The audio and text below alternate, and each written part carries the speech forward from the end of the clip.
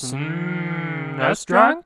Alright, let's take a look at every Super Nintendo game based on an action movie. And by action movie, I mean big, dumb, meat-headed action flicks starring people like Arnold, Sly, Sigourney Weaver, Van Damme, and, Ray Liotta? Just for the record, I'm not including stuff like The Mask or Hook or Cool World because while they may have action elements, they're not really action movies, so to speak. Also, I'm not including the Star Wars games since those are kinda in their own category and should really get their own video someday. And I'm also not including the Batman games either since those are more than just action flicks, they're Batman flicks, and besides, I've already done a video on those. Also, an important distinction here is that I'm restricting this to games based directly off of movies. So for example, Jurassic Park Part 2, The Chaos Continues doesn't count because while it's based on a movie franchise, the game itself isn't based on a specific movie, if that makes sense. And there's also stuff like Blues Brothers, which is just a generic platformer that has nothing to do with the movie. That game sucks anyway.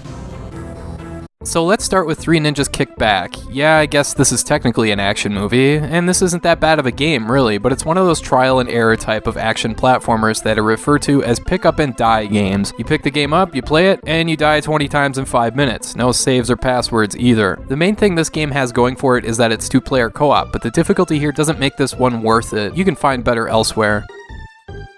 Alien 3 is a pretty dang good game. You start immediately with a flamethrower, a machine gun, and a grenade launcher, and you're making aliens go boom. You can't argue with that. You access a terminal here, and you've got a list of missions to select from, and it lets you access the map of the entire facility so you can plan how you can get there. The missions are usually just stuff like rescuing prisoners. Alien 3 looks and sounds awesome for a single-player run-and-gun game. There's passwords here too, unlike the last game. I will say this game gets kind of boring and repetitive. The level design here is pretty generic, so there's not much meat on the bone here, so to speak, but it's still pretty good for what it is. Next there's Cliffhanger, and this is as generic as it gets. Sure, it follows the movie, if you care about that sort of thing, but this is paint-by-numbers beat-em-up stuff that plays very slowly, and there's about 3 dozen beat-em-ups I'd rather play than this. The game tries to go for some variety with these climbing stages, but you're just a sitting duck because you move so slowly. Avoid this game. Now with Cutthroat Island, this is the right way to do a generic movie-based beat-em-up. It moves at a much faster pace, there's lots of special moves, and it's two-player co-op, so this game is halfway decent. The only problem is when the game tries to do levels other than beat-em-up stuff, like this minecart thing where you have less than a split second to dodge stuff in front of you. It's pretty annoying. But yeah, Cutthroat Island isn't terrible. Next there's Demolition Man. This one is hit or miss. It's a single-player side-scrolling run-and-gun style game with some top-down 8-directional action levels mixed in, so it's kind of like a cross between Alien 3 and True Lies. This is decent enough, but the big problem is how freaking small the enemy gunfire projectiles are. You'll drop dead out of nowhere and wonder what the hell hit you. The game starts out forgiving with extra lives and health, but eventually gets pretty hard. Demolition Man is pretty good all things considered, but it's not really worth going out of your way to play. Dragon the Bruce Lee Story is a one-on-one fighting game, and if you were around back then, you'll remember that these games were frigging everywhere, kinda like the first-person shooters of their time. So yeah, this game is pretty generic, nothing about it is gonna stand out from the pack, other than that it follows the story of the movie, so this one is really not worth it. Hunt for Red October plays like a shoot-'em-up, except in a submarine underwater. You're given a limited amount of missiles, torpedoes, and depth charges that you have to manage accordingly. Complete the level and you get access to a bonus level that switches to a first-person perspective that's compatible with the Super Scope 6. Again, not to sound like a broken record, but this game is pretty dang generic. It's not bad, but it's not exactly worth going out of your way to play. Indiana Jones' Greatest Adventures is an interesting case because it's not based on one particular movie. It combines parts of the first 3 Indiana Jones movies. This one was made by the same people who made the Super Star Wars games, so it can be pretty brutal and unforgiving. Like getting chased by the giant boulder here is completely trial and error. You have to memorize the pattern before you can get by, and you will die a lot. Still, if you're a fan of the movies, you'd really enjoy Indiana Jones' Greatest Adventures. Judge Dredd feels a bit like a more polished version of Demolition Man. It's the same sort of thing, but with more interesting environments and just more going on in general. I like that the game keeps stats, that's pretty cool. You can either blast enemies or just deem them as guilty and they're whisked away, and you want to do this to earn points, I guess? This is a perfectly okay game, it's just the level layout can be pretty confusing at times. It's always tough to notice these ladders, but yeah, Judge Dredd is an okay-ish action platformer. Jurassic Park is a pretty infamous game for a couple reasons. It's a top-down action game where you go around collecting eggs and opening gates so you can travel around the island, but anytime you enter a building, you go into a first-person perspective, which was almost unheard of for a Super Nintendo game at the time. The big flaw here, though, is that there's no battery save and no passwords at all, so you'd have to beat the game in one sitting. That's pretty ridiculous. This game was pretty interesting for its time, but if you want to play it today, you gotta play it with save states.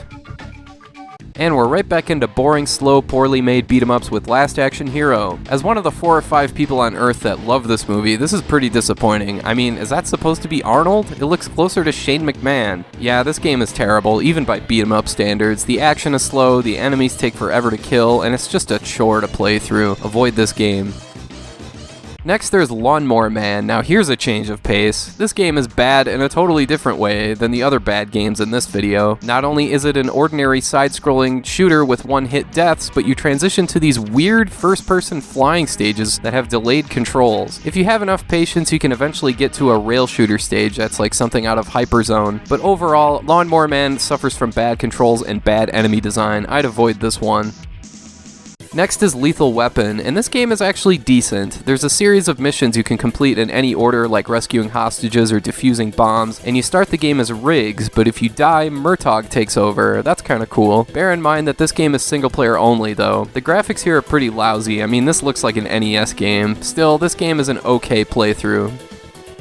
Mighty Morphin Power Rangers had a few games on the Super Nintendo, but one in particular was based on the movie. And this is one of the better games on this list. It's a 2-player co-op beat-em-up. There's lots of special moves, but the key that makes this one good is how fast-paced it is. Compare this with something like Cliffhanger. This one moves along much quicker, and as a result is much more entertaining. Definitely check this one out. And of course, if you're a fan of the series, you'll enjoy this that much more.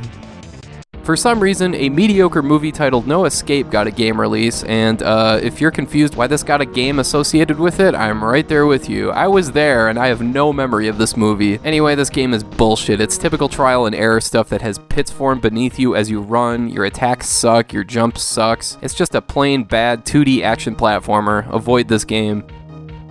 RoboCop 3 is another action platformer, as you might expect, and it plays a lot like RoboCop vs. Terminator, only a lot slower. If you're looking for a RoboCop game, you're better off with that one, particularly on the Sega Genesis. RoboCop 3 isn't bad. There's all sorts of different weapons you can use and all that. There's nothing particularly offensive here. It's just slow and boring. You can find much better.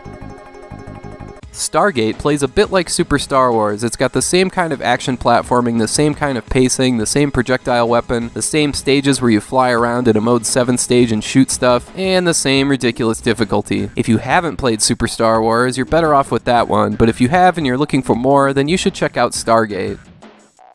The Terminator franchise spawned 3 games on the Super Nintendo. First, we have a game based on the first movie, simply titled The Terminator, another side-scrolling run-and-gun game, but this one is just freaking impossible. I can't even get past the first level, not only because it's so tough, but because it just never ends. I mean, is this the entire game right here? Yeah, I'd avoid this game. Then we have Terminator 2 Judgment Day, and I'm not exaggerating when I say this is one of the worst games on the Super Nintendo. The controls are mangled, the hit detection is awful, the game looks bad even for an NES title, let alone an SNES game. And seriously, that's my jump? That's how the Terminator jumps? This game is like Wizard of Oz, Bebe's Kids level bad. Stay the hell away from this one. The third SNES Terminator game is T2 the arcade game, and what you see is what you get here. It's a gallery shooter, and you use your D-pad to move your sight around and kill everything that moves. The thing that this game has going for it is that not only is it compatible with the Super Scope 6, but it also works with the SNES mouse. So if you're able to play it with either one of those, this game could be fun, but with a regular controller, it's not that great. Time Cop is a really confusing game. Presumably it's based on the Jean-Claude Van Damme movie, but they put Cyclops on the cover? What? That's pretty clearly Van Damme in the game too. But yeah, as you can see, this is one of those games with rotoscoped photorealistic characters, so it looks interesting, but the game plays very stiff and clunky. Anytime you do an attack, you gotta wait for the animation to play through to completion. It just gets old. I'd avoid this game. True Lies is an awesome top-down 8-directional shooter that has you use shotguns, grenades, and Uzis to kill bad guys and blow up all sorts of stuff. Longtime viewers of this channel have heard me prattle on about this game long enough, so I'll keep it short here and say this game is fantastic and well worth seeking out and playing today. The controls are easy to get the hang of, the visual design here is great, and it's got Tom Arnold. What else could you possibly want? Last, we have Waterworld. This one was only released in PAL regions. Surprisingly, this game starts as a shoot 'em up. You sail around aimlessly, shooting everything that moves until you're told to go to a diving buoy, where you swim underwater collecting as much stuff as you can until you run out of oxygen. Then you're back on a boat shooting stuff until the game tells you to go somewhere else. It's all very confusing. I will say the music in this game is surprisingly really cool. It's easily the best part of the game, but otherwise I'd avoid Waterworld. Whew, okay, that's it for action movie games on the Super Nintendo. If I had to pick the best games in this video in no particular order, I'd go with True Lies, Alien 3, Mighty Morphin Power Rangers the movie, and Indiana Jones' Greatest Adventures, with the biggest surprise here being Cutthroat Island, which is actually a decent co-op game. Anyway, that's all for now. Thanks for watching, and have a good rest of your day.